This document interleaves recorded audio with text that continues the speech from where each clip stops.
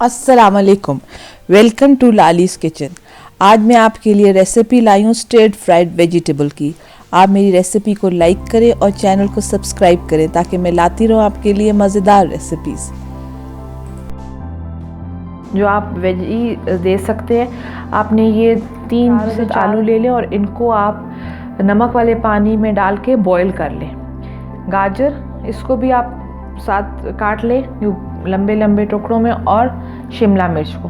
और आपने अब 2 टुकड़ियाँ लहसुन लेनी है, इसको हम बारीक बारीक काटेंगे और फिर मैं आपको इनको फ्राई करके, ये हम साथ फ्राई करके रोस्ट के साथ ऑयल ले लें। वो जो हमने सब्ज़ी रेडी की हुई है उसके लिए आप उसके अंदर कटा हुआ लहसुन डाल दें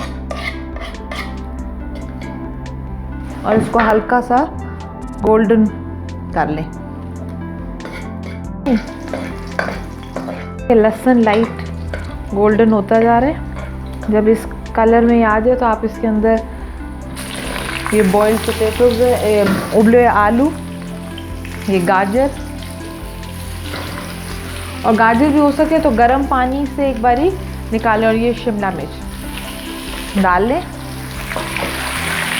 और इसको आप अच्छी तरह सॉफ्ट कर लें ताकि जो लहसुन का जायका है। और आपने 1 चमचा काली मिर्च, और 1 चमचा ही नमक हस्बे जायका, लेकिन 1 चमचा आप इसके अंदर नमक साथ डाल लें। थोड़ी देर के लिए सब्ज़ी को आप दम पे रख दें। ऑलरेडी आपके आलू भी बॉइल्ड हैं और गाजर को भी आपने उबले हुए पानी से एक दफ़ा निकाला हुआ है। जो बाकी ग्रेवी हमारी रोस्ट से बची है वो आप इस सब्ज़ी के ऊपर डाल लीजिए।